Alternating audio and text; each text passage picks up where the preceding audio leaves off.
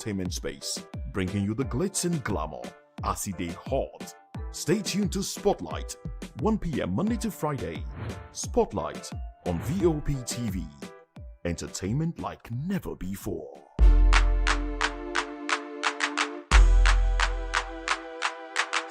Welcome to the locker room, the home of football talk that matters. I am Jerry Arpelhon. Join us every weekday, Monday to Friday at 5 p.m. Nigerian time, as we share the hot takes and hot debates in the exciting world of football.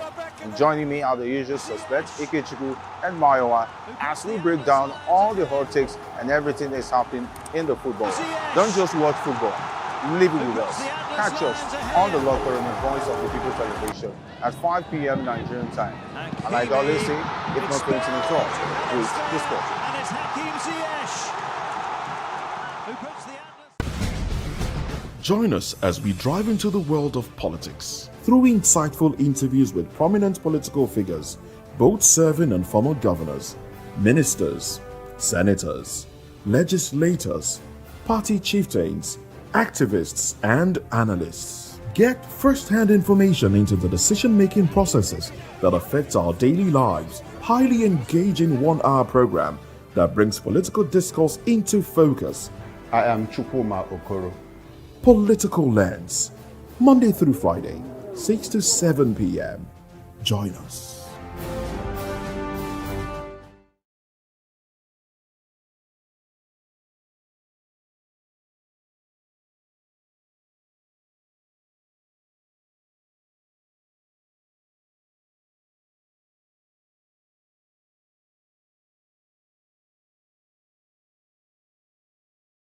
I'm Vivian Oguche. And I am Nenna Ndomdioto. Before we begin the news, kindly visit our website www.vop.ng for fresh and trending news. Here are the headlines. Tinubu names former CDS as Christopher Musa as Defense Minister. Also, President Tinubu meets service chiefs in Abuja. Tinubu launches 2026 Armed Forces emblem. Government OT meets President Tinubu in Abuja. Senate moves to create single national emergency number. Also, court restricts should arrest public comments. Senate moves to create. On the foreign scene, Pope announces plans for African tour. Well, in business news, federal government targets social protection for private sector workers. In sports, Aino Boniface Ihanacho back in Eagles 2025 African squad. Well, in the world of entertainment, Creative Economy Ministry unveils Christmas Culture Festival.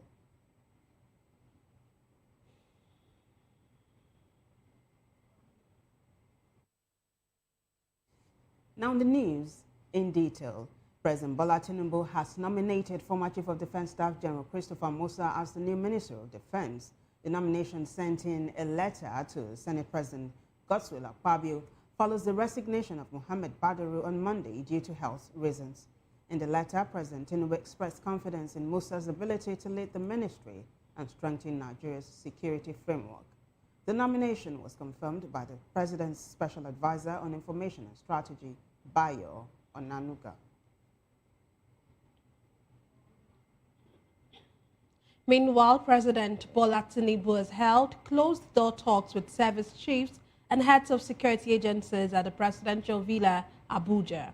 The security chiefs were led by Chief of Defense Staff General Olufemi Oluyede. Also in attendance were Chief of Army Staff Lieutenant General W. Shaibu, Chief of Air Staff Air Vice Marshal Sunday Aneke, and Chief of Naval Staff Vice Admiral I. Abbas.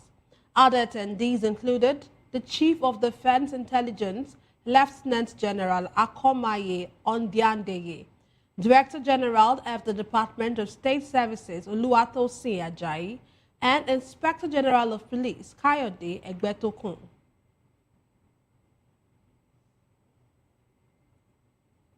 In the meantime, Bola Tinubu has launched the 2026 Armed Forces Remembrance Day Emblem Appeal Fund in honor of Nigeria's fallen heroes, wounded veterans, and 7 troops on the front lines.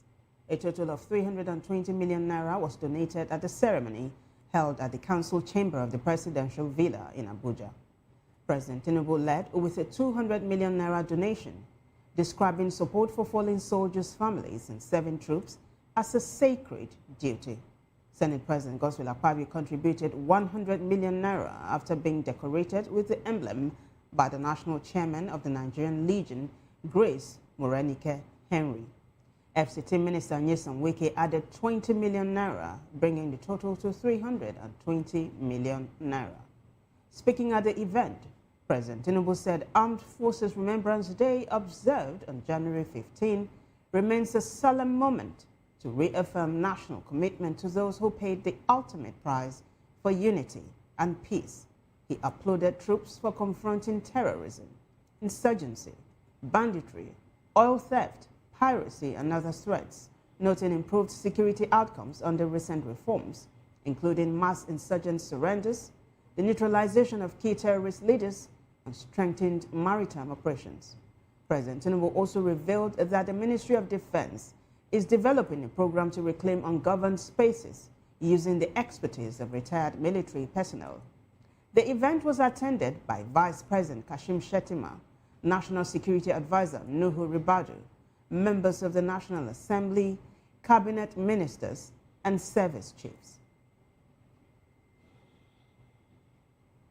This next report says the federal government's drive to expose sponsors of terrorism has sparked reactions across Benin City, the Edo State capital.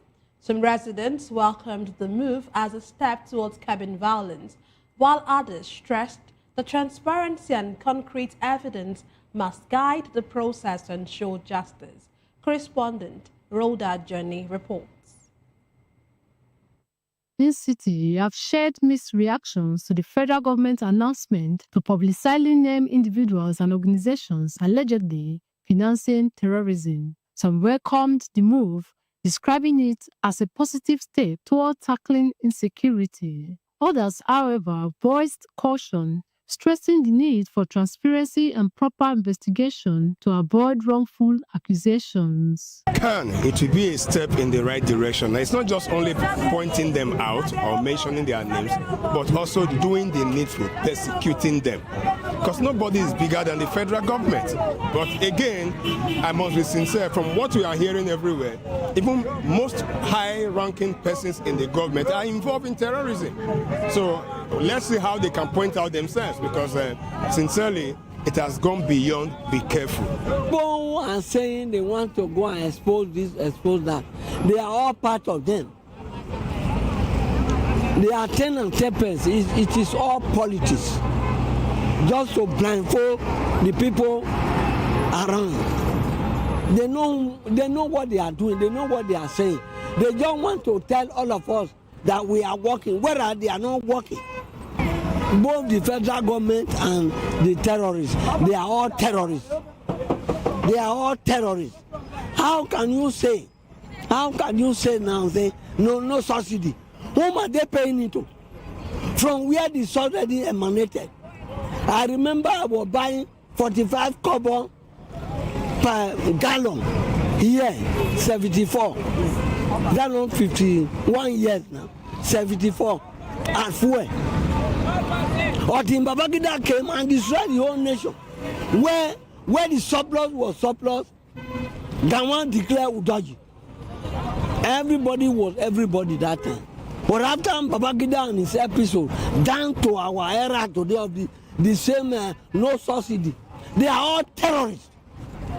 If they want to expose them, they don't even need to take permission.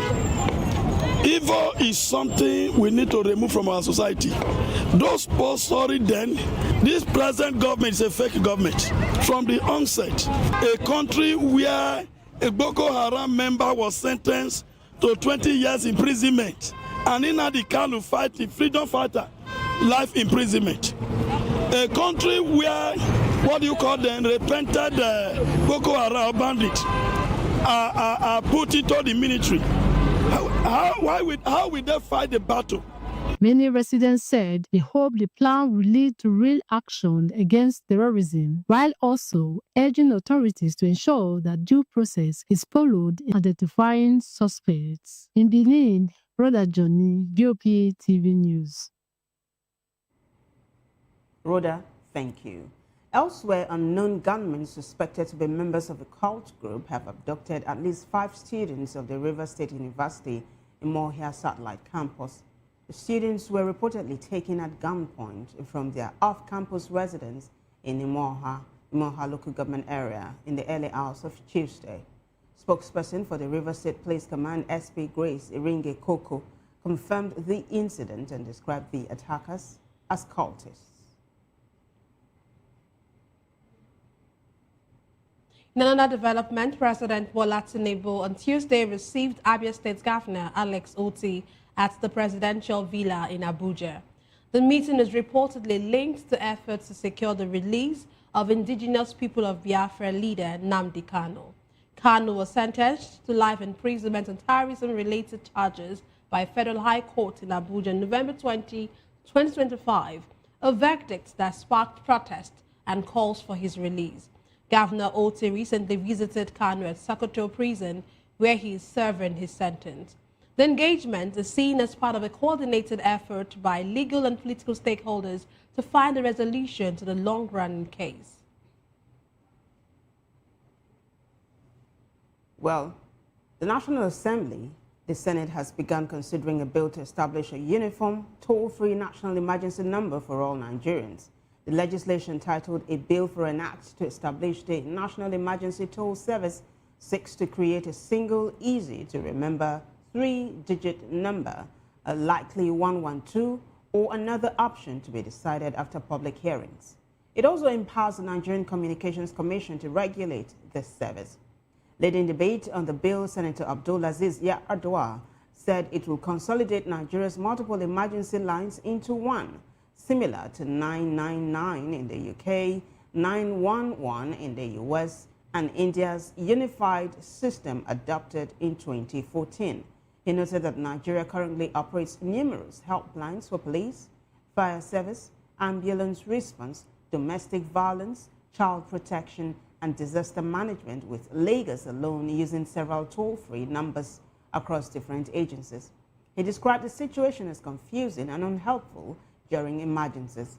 Senate Chief Whip Tahir Manguno also supported the bill, saying Nigeria needs a simple, obstruction-free channel for reporting suspicious activities. The bill has been referred to the Senate Committee on Communications, which is expected to report back in 4 weeks. If passed, it will ensure nationwide access to a harmonized emergency response system. And now to legal matters. A federal high court in Abuja's barred politician and online publisher Omoyele Sowore from making statements that could threaten national peace and security. Justice Mohammed Umar warned that Sowore's bail could be revoked if he violates this order. The judge noted that Sowore provided sufficient evidence for the courts to grant bail and self-recognition. He also pointed out that Sowore had previously run for president, had been granted bail in an earlier case, and that his international passport remains held by the court as a bail condition. The ruling followed a bail application by Sowore's lawyer, Marshal Abubakar, after he was arraigned on a 5-count charge for allegedly defaming President Bola Tinubu on X and Facebook. Still on legal matters, the Economic and Financial Crimes Commission told the Special Offences Court in Ikeja, Lagos, that co-defendant Henry Omoyele voluntarily made his statements in the ongoing $4.5 billion fraud trial involving former Central Bank Governor Godwin Emefiele. Emefiele faces 19 counts related to gratification and corrupt demands, while Omoyele is charged with 3 counts of unlawfully accepting gifts. Both have pleaded not guilty. EFCC operative Alvan Gurman, testifying in a trial within a trial, said no officer coerced Omoyele into making any statements. Justice Oshodi adjourned the trial within a trial to Thursday, the 15th of January, and Friday, January 16, 2026. Moving on now to political matters, the People's Democratic Party, led by Tamino Turaki, has issued certificate of expulsion to FCT Minister Nyesom Wike and other recently expelled members.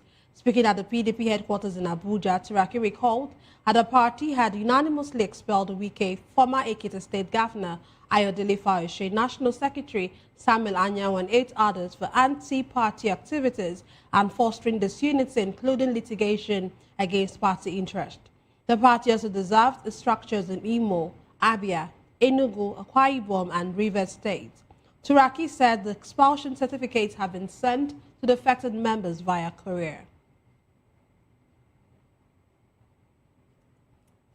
Well, elsewhere in politics, Adebayo Adedamola has emerged as the People's Democratic Party's candidate for the Osun 2026 governorship election. Adedamola scored 919 votes out of 557 cast in the PDP primary held in Osogbo. Announcing the results, PDP electoral chairman Humphrey Abba said 957 delegates were accredited out of 990, while 20 votes were voided. Officials of the Independent National Electoral Commission and a committee from the PDP National Headquarters, led by Abba, witnessed the exercise.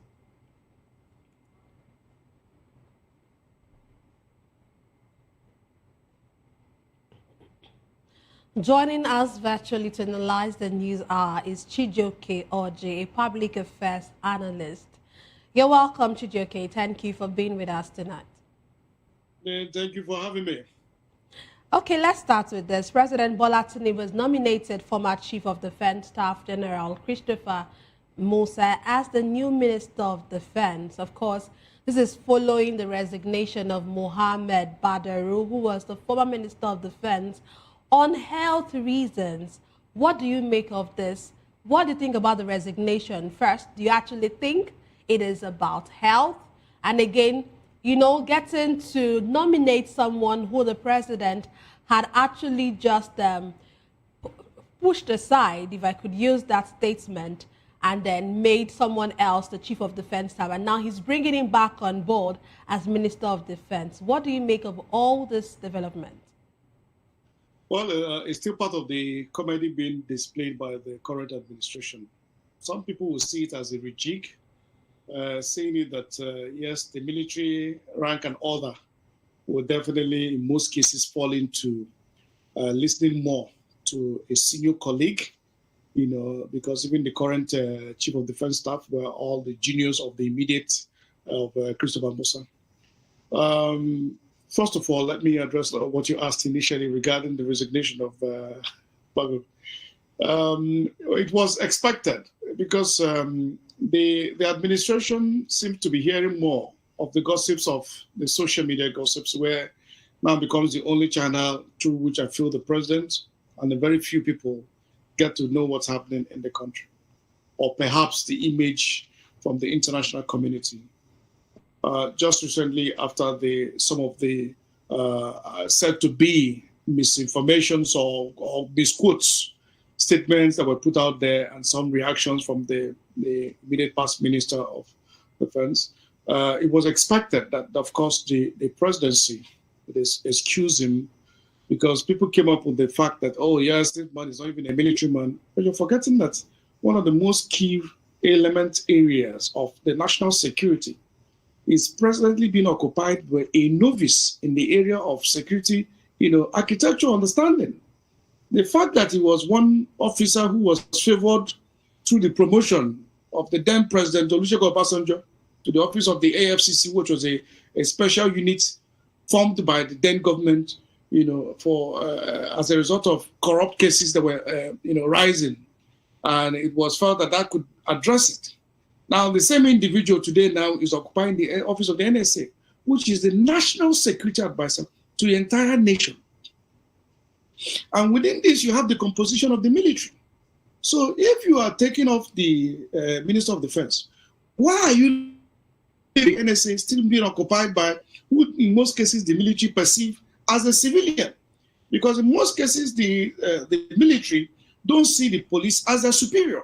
And that is where the misunderstanding as regards internal security, in fact, security architecture as a whole in Nigeria. People do not understand that the police is charged with the internal security, the entire internal security of a nation.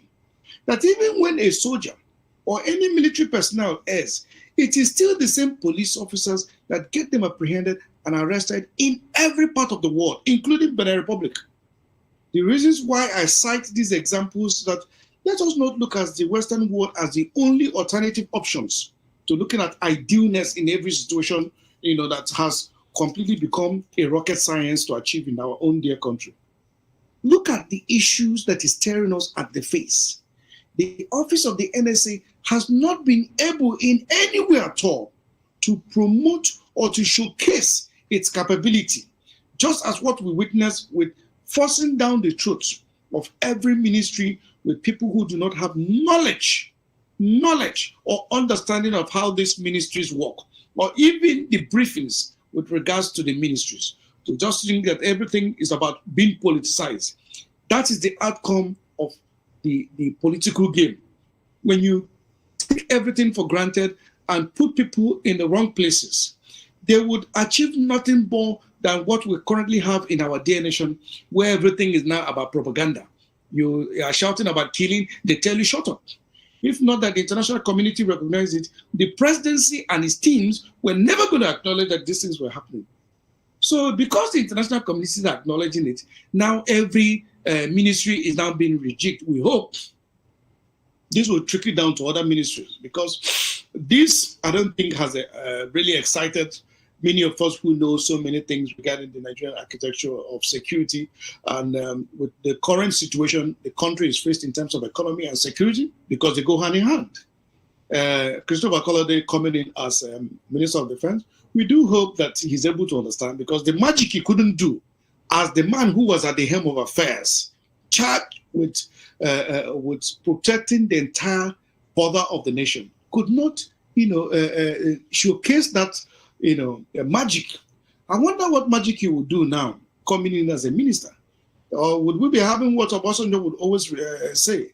But how can you be reinforcing failure and expecting success? We hope to see the magic that the presidency is doing with its teams, especially with these new changes. Chijoke, there's something you said earlier on, that Nigeria should not depend on the Western world to come solve her problems, right? Seeing as you know so much about security matters in our country, there's been chatter that the U.S. gave conditions to Nigeria to ensure that they work together. And one of them was the resignation of the former defense minister. There's also chatter that the Minister of State for Defense, Matawalle, is supposed to actually follow suit.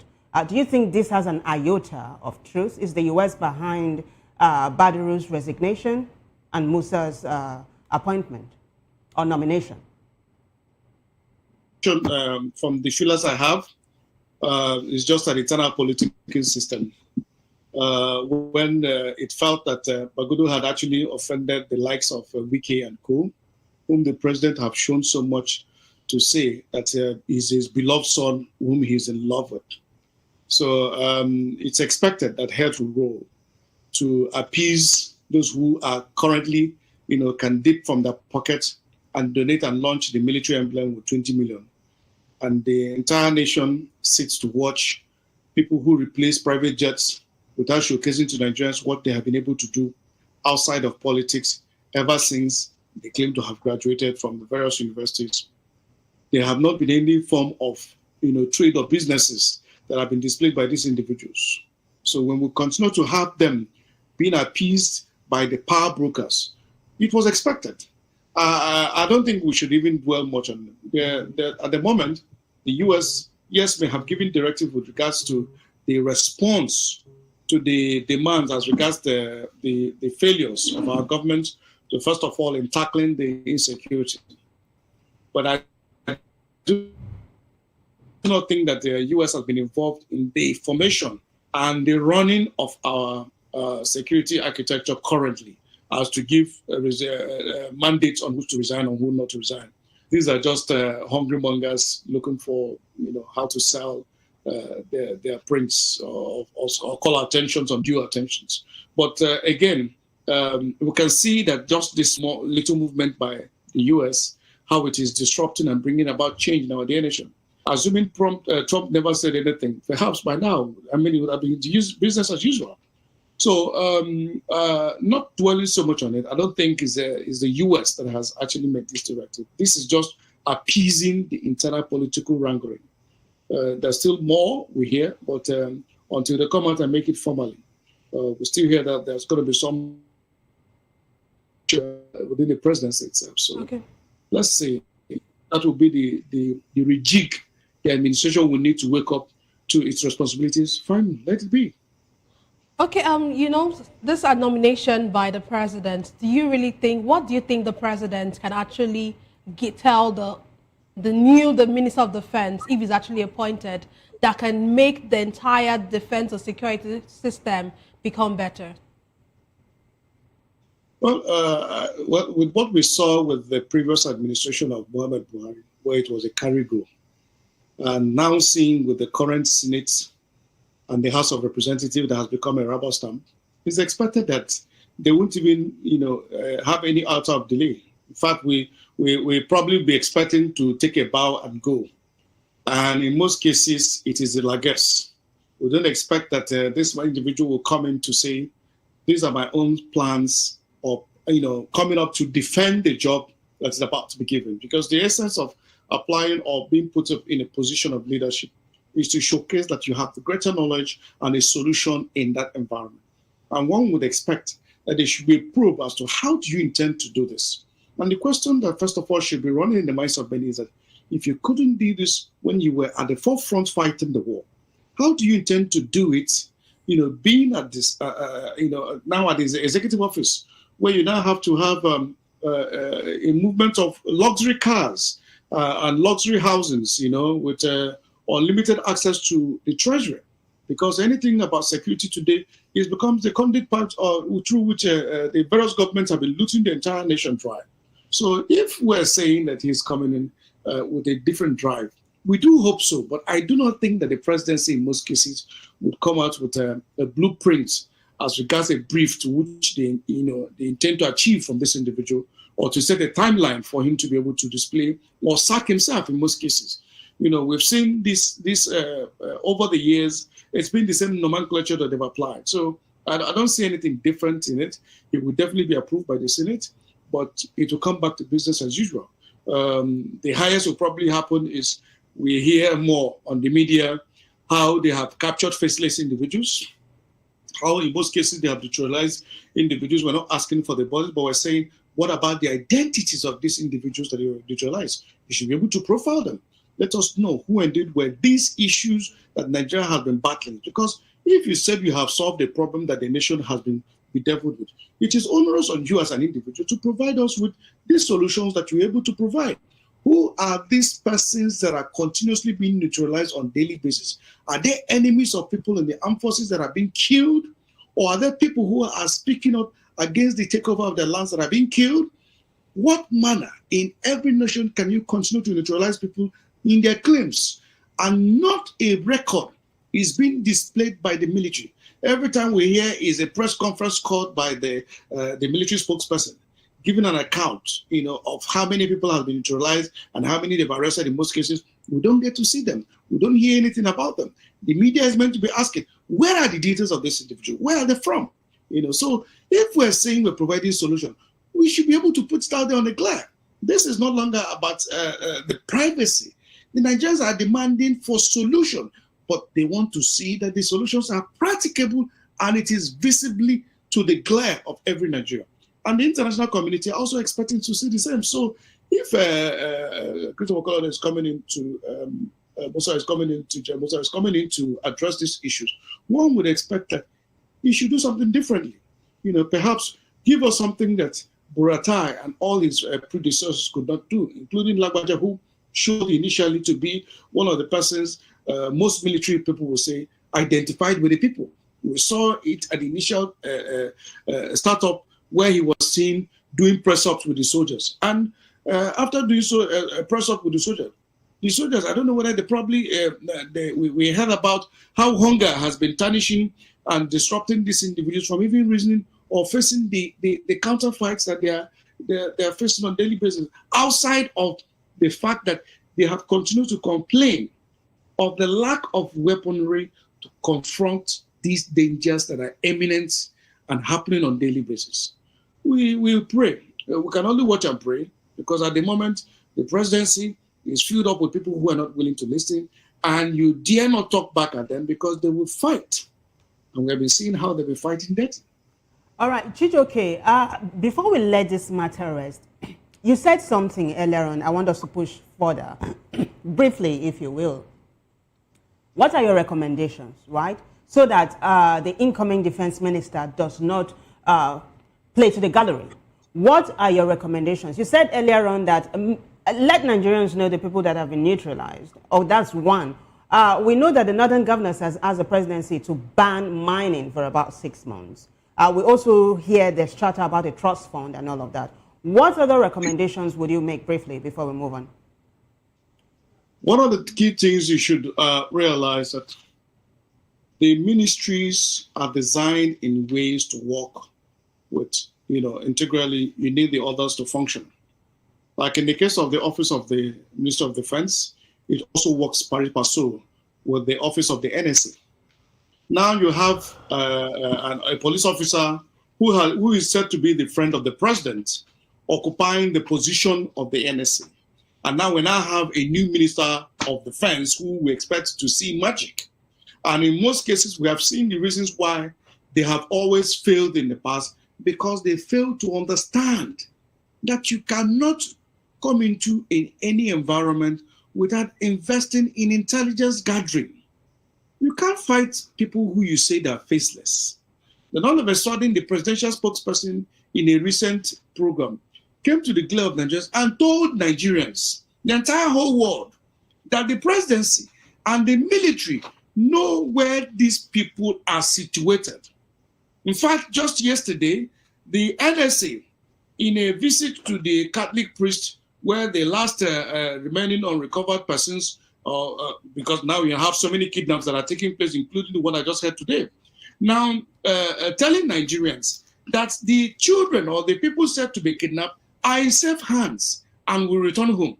So what this means is that there's a confirmation that the military, the presidency, and the people in government are aware of these individuals that are neutralizing and killing innocent Nigerians and are being funded admissibly by Office of the NSA. At least we have not seen the NSA come out to counter it. When the former governor of Kaduna State, in the person of El-Rufai, came out and said that the office is just paying these people monthly salaries, but is also ensuring that they are not harmed as well as being taken care of. So how can we continue to expect magic when, if this the government is funding these people and they say they know where these individuals exist? Now we're bringing in a new individual who was just let go a few weeks ago, because it's less than about a month plus ago that these individuals were dissolved, and is coming back again. Is it now to continue to supervise what was happening, or is it that the militancy and these insurgencies are happening as a result of protests that Musa was retired, or is it that Musa is the best person to bargain with the individuals, because it has become a nation of bargain with these individuals that were no longer faceless, because the government has acknowledged through the spokesperson, the mouthpiece of the president, that the military knows and are in touch with these individuals. That alone, even continue to manipulate or run around, because we now know who and who are in charge. It means that the office of the presidency and the militancy are working in hands based on these informations that are being put out there by these individuals, and they have not come out to refute it. So if Musa is coming on board, he's going to continue the negotiation. What magic would he do? And then how can the entire nation continue to sit and watch where Nuhu Ribadu has not been able to showcase to Nigeria what level of intelligence, gives him so much capacity to occupy the office of the NSA. Do we know how sensitive the office of the NSA and the Ministry of Interior is to everyday nation? Because that is the internal process, the life engines of every country in the world. And that is why they ensure that individuals who must occupy this opposition must definitely be aware and also know how to respond. Okay, Chijoke. Yeah, before my colleague Gunena comes in, so one of your recommendations is invest in intelligence gathering. And then you kept hammering on the NSA, Nuhu Ribadu.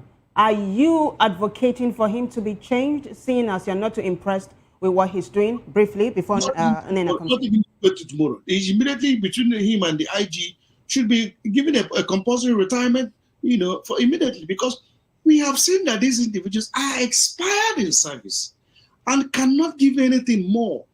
They can't give what they don't have. They don't have the capacity. Look at the IG, he's helpless. On a daily basis, we're hearing of this. He doesn't have control. He doesn't need anybody to tell us that now he's not in charge. We just heard recently of the number of kidnaps that happened in River State. River State that is meant to be so safe, we're now having these issues. So which state will be next? And it is just heartbreaking. And the fact that the presidency continues to condone them, we now ask ourselves, what is the aim of the president? Is it to ensure that this same continual bloodbath continues to take place under the watchful eyes of his leadership? We don't know. Because how can you continue to allow people who you have not seen any form of knowledge in the areas they seem to be holding on for? Because they have not displayed any form of leadership quality or hands on deck, or as the president would always say, the boot matching.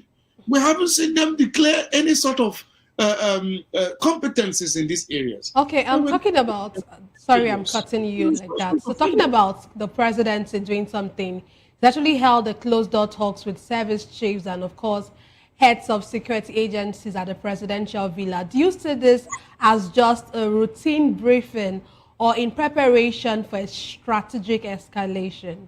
Is a continued waste of our dear funds, because these meetings have not produced anything. What gives us the impetus that it will produce something after today? You see, when we have endless meetings, it's just like in our organizations.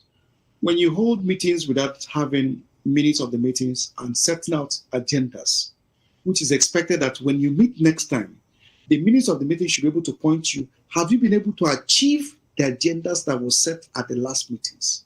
That's what the president should be asking this individual. Between the last meetings we had, what was it that we discussed and agreed to achieve? Have we been able to achieve them? Then if we have, when is the next line of actions? Do they have any clue? What we're saying is people who have turned Nigerians' governance into a modeling agency where it is a showcase of the best dresses and the showcase of the best luxury cars and dehumanization of our security operatives who have become carrying members and all showcasing all kinds of eye services. That is what our tax money is being spent on. And at the end of the day, we expect magic to happen. These guys cannot give you anything better than what they are doing already. So it simply means that what you need is a rejig. Rejig is what? Bringing in intellectuals. For instance, I have on several occasions with the previous administration recommended that through information gathering with the use of the traditional rulers would pay off better than anything military can do. Because the traditional ruler in an environment can tell you who and who are strangers. He gets information, first-class information from his chiefs, from his own people within his community and domain. So such informations are first-class information that the president or the governor can never have, except you come down to the grassroots of understanding and working with these individuals to ensure that when these informations are collated, it is now being utilized to plan not just about attacking, because every time all we care is about neutralizing and killing. Has the killing stopped people from stealing? The answer is no. But we can look at the alternative, that if an individual has been empowered with knowledge and skills, would he go stealing if indeed the activities for which he can earn a living exist? People are doing a lot of things because of the desperation to survive. Now, in most cases, Nigerians have continued to cry out that the fact that you're having able-bodied men and women in the north, in the form of alamajiri, that are not engaged in any form of farming or any lucrative activities, they will be readily available to take up arms because the politicians of today who have continued to display, endless wealth, just like the Kogi State Yahoo boy in the name of Dino Malaya, has never been showcased to ask, what are the taxes where this gentleman is paying, if he's gentle, and then how does he make his money? And they continue to display mindless wealth before a people that are said to be extremely poor. And in people who have finished school and have, probably in some cases, have learned one skill or the other, there is nobody to engage them. There is nothing to be engaged on. And they see alternative. How then do you think that the Nigerian military, that is less than 1% of the said figure of the total population of Nigeria, which I still doubt, that is yet to be equipped with the latest technology or even the minimum to confront issues, now be able to protect its integrity in a situation where we have over 1,700 unmanned borders? It's only imagination of a child's play that will continue to expect miracle to happen. These miracles will never happen. Nigerians better wake up and face the reality. And the reality is that if this continued malaborating we're doing or going about, in the next few years, the country Nigeria may not exist. Oh. It may only become a pirate grounds that these politicians have continued to turn into, because all they want is to continue to siphon the Commonwealth and ensure that nobody holds them accountable. Well, we hope it doesn't get to that, Chijioke. But there's something you said, that the military is not well equipped. That takes us to our next story, right? President Bola Tinubu has launched the 2026 Armed Forces Remembrance Day Emblem Appeal Fund in honor of Nigeria's fallen heroes, wounded veterans, and serving troops on the front lines. Now, if the military is not well equipped and soldiers continue to fight wars and they continue to die, of what use is this? Also, do you think these monies will trickle down to those it is actually meant for? At the top, and even when we talk about you're donating 320 million. In fact, most cases you find there are military women and men at the airport begging for people to, donate for these emblems. It is so shameful. I will ask ourselves, what is happening with the recoveries that EFCC and ICPC are doing? What about other agencies that are said to be recovering funds from politicians? Because today, it has now become a norm and a culture that once an individual has been appointed today, the next thing is either to start stealing or to start seeing how to sabotage the entire nation. So it has become a norm. So now the military and the police forces and other paramilitaries that exist in the country bear the brunt, because we're even talking about the military. What about where the police is? It's not just recently that the presidency commissioned an inquiry or a team of governors to go around inspecting the police training colleges. What about the police residentials, where even pigs cannot live? And in most cases, we're talking about overcrowded, we're talking about dilapidated structures that are endangerment to lives. And these people have no choice but to raise children in these environments that become vulnerable to abuses and all kinds of things that happen in the police station. I would encourage you, the media, to please do your undercover investigation into the Nigerian police and the military barracks. What you would uncover will break the heart of any living human being on earth, because the things these individuals face with not just what happens to when their serving heroes die, that is the breadwinners of the family die. These people are evicted without any form of consideration or care for the families they leave behind. If the Nigerian presidency or the teams are saying that this thing they're saying is a lie, let them provide something of alternative truth to it. So today it has not become something of pride to serve with honor.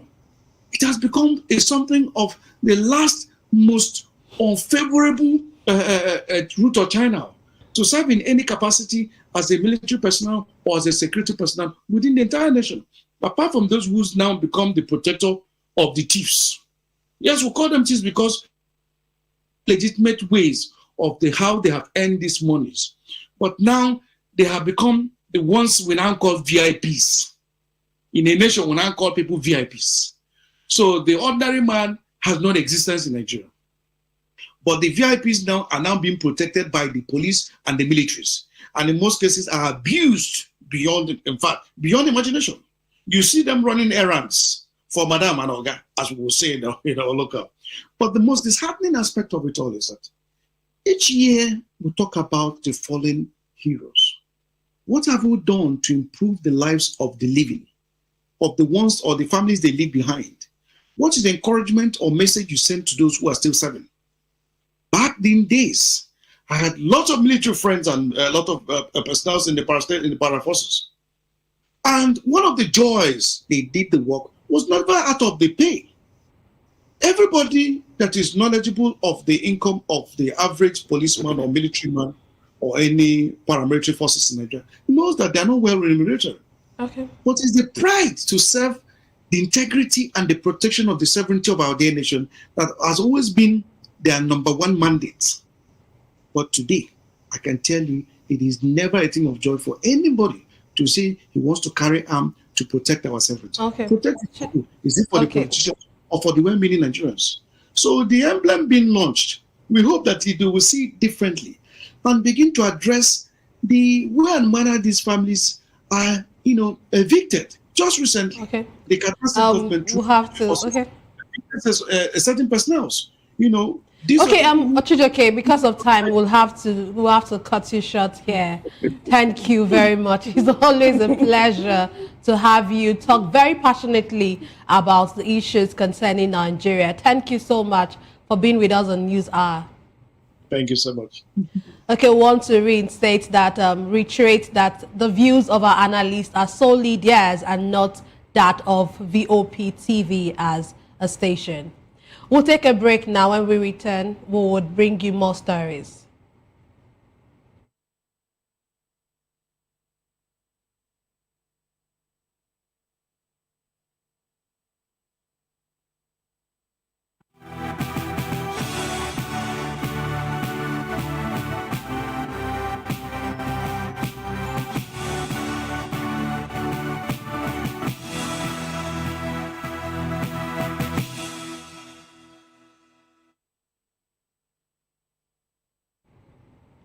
Glad to have you back. The Nigerian Labour Congress has pledged full support for the indefinite strike declared by the joint health sector unions. NLC President Joe Ajaero, in a statement from Abuja, said the union stands with the striking health workers. The strike follows the federal government's delay in implementing the latest memorandum of understanding signed with health unions on October 29, 2024. The workers are demanding full implementation of the consolidated health salary structure. Well, turning to other stories, Nigerian drivers, I should say, face road risks as the use of second-hand tires continues, with experts warning that worn-out tires can fail suddenly, leading to accidents. In Benin City, motorists say the scarcity of reliable, affordable, and new tires leaves them little choice but to rely on used ones. They are calling on the government to regulate the market and provide safer options. Our correspondent, Rhoda Johnny, reports. Millions of Nigerian drivers remain at risk on the roads due to the widespread use of second-hand tires, which experts warn can fall unexpectedly and lead to serious accidents. Feedback from motorists in Benin City shows that many rely on second-hand tires because reliable dealers offering affordable tires are scarce. Others said used tires are simply the only option their budgets can accommodate. The cost of tire in the market is so much. When you have maybe the new tire, it will 45,000, 50-something thousand, and you can easily get a fairly used tire for 20,000-25,000 naira. We know that the fairly used tire is not out too good. But we are trying to manage because the cost is too much by buying a new tire. That is why. We are not just okay with it, but we just have to manage it. This is my own tire I'm using now. It's not up to 2 to 3, let me say 2 months. You don't define for side. If you go check and I don't define for side. I don't know that they put tire, joint tire. They put on joint tire, I don't know why. So I don't know. But they will help us. we no fit afford new one. Now the fairly use is still there. To buy new one now, the new one it too expensive, but that fairly use we can manage it. But at least when they see they do one way, The tire that we have nowadays is of no use. It's all fake tires, and because of that, every one of us are buying fake tires, and we spend unnecessary money for what we're not supposed to spend. Because since we don't have Dunlop and Michelin company no longer exist in Nigeria, but maybe those one they are existing in other part of the world, but no longer exist, so they make us to buy fake tire. And tire nowadays, tire is one of the essential in motor, because if you does not have a good tire, like for example rainy season, if you don't know how to drive, it can cause accident. Motorists are appealing to the government to regulate the market and ensure access to safe and reasonably priced tires. With trusted suppliers limited and a growing number of drivers depending on second-hand tires, road safety remains a major concern, prompting renewed calls for government intervention. In Benin, Rhoda Johnny, UOP TV News. Rhoda, thank you. Well, on the foreign scene, wrapping up his first international trip as Pope Leo XIV has expressed interest, I should say, in visiting Algeria in 2026 as part of a larger African tour. He made the announcement during a press conference aboard the papal plane returning from a 6-day visit to Turkey and Lebanon. Leo, elected in May, is a member of the Augustinian order, founded in the 13th century and now counting nearly 3,000 members across 50 countries. A Vatican source said the African tour could also include stops in Cameroon and Equatorial Guinea. We now move on to business. The federal government plans to provide social protections for over 60 million Nigerians working in the informal sector. Minister of Labour and Employment, Mohammed Dingyadi, disclosed this in Abuja at the National Dialogue on Extending Social Protection Coverage to Informal Economy Workers. He said the government will partner with key agencies to roll out mobile health insurance and micro-pension schemes for workers in markets, farms, transport clusters and workshops. Dingyadi stressed the commitments to closing the protection gap using technology-enabled systems. ILO Country Director for Nigeria, Ghana, Liberia and Sierra Leone, Vanessa Fowler, emphasized the social protection is both a human right and an economic necessity. In sports news, Super Eagles head coach Eric Chell has released a 54-man provisional squad for the 2025 Africa Cup of Nations. The list features most of the familiar faces from Nigeria's failed 2026 World Cup playoff campaign, including Victor Osimhen, Ademola Lookman, Samuel Chukwueze, Alex Iwobi, Stanley Nwabali, Wilfred Ndidi, Calvin Bassey, and Moses Simon. Also included are Arko Adams, Tolu Arokudari, Frank Onyeka, Shemi Ajayi, William Troost Ekong, and Zaidu Senuse. A notable omission is 20-year-old defender Benjamin Frederick, one of the bright spots during the World Cup qualifiers. Chell has also called up Victor Boniface, Kelechi Iheanacho, Paul Onuachu, Taiwo Awoniyi, Fisayo Deli Bashiru, and Francis Uzoho.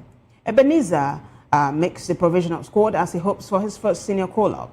Nigeria Premier Football League players Abdul Rashid Shehu, Ebenezer Harcourt, Ekison Okorie, Chisom Oji, and Adekunle Adeleke also made the list.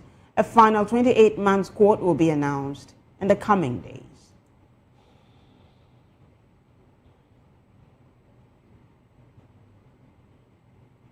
In entertainment news, the Ministry of Arts, Culture, Tourism and the Creative Economy has announced that the inaugural Nigerian Foods and Culture Festival will hold from December 16 to 17, 2025 at the Tafawa Balewa Square Cricket Pitch in Lagos.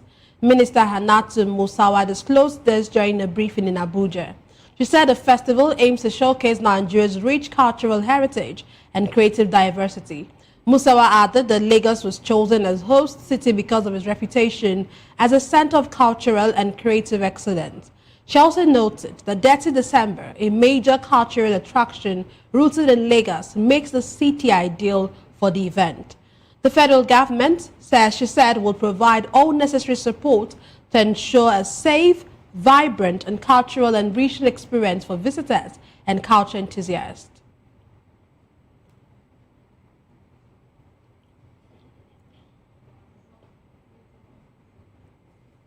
Well, that wraps it up for us in News Hour. But before we go, a quick look at the headlines. We told you that Tinubu has named the former CDS Christopher Musa as Defense Minister. Also, President Tinubu meets service chiefs in Abuja. Tinubu launches 2026 Armed Forces emblem. Governor Oti meets President Tinubu in Abuja. Also, Senate moves to create single national emergency number. Court restricts show arrest public comments. On the foreign scene, Pope announces plans for African tour. In business, federal government targets social protection for private sector workers. Well, in sports news, I know Boniface Iheanacho back in Eagles 2025 AFCON squad. And in the world of entertainment, Creative Economy Ministry unveils Christmas Culture Festival. Do well to subscribe to our YouTube channel. On YouTube, we are Voice of the People TV, and on other social media platforms, we are at VOP TV Live. If you witness news happening near you, we want to hear from you. Send your eyewitness report, event coverage request, photos or videos directly via WhatsApp to 0814-606-4057. You can also reach our newsroom by email at news@vop.ng. I am Nnenna Ndomdioto. And I am Vivian Oguche. Thank you for watching.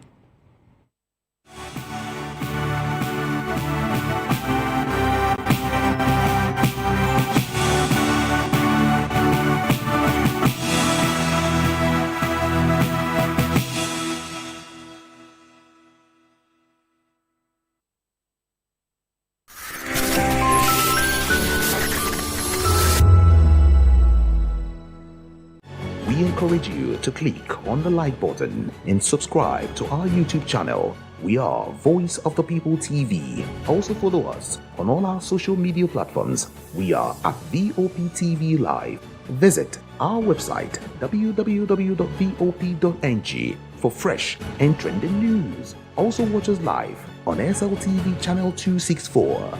VOP TV, Voice of the People Television. In a world where power shifts with every headlines, news breaks and events happens, we bring you unbiased and explicit information on politics, economy and state of the nation.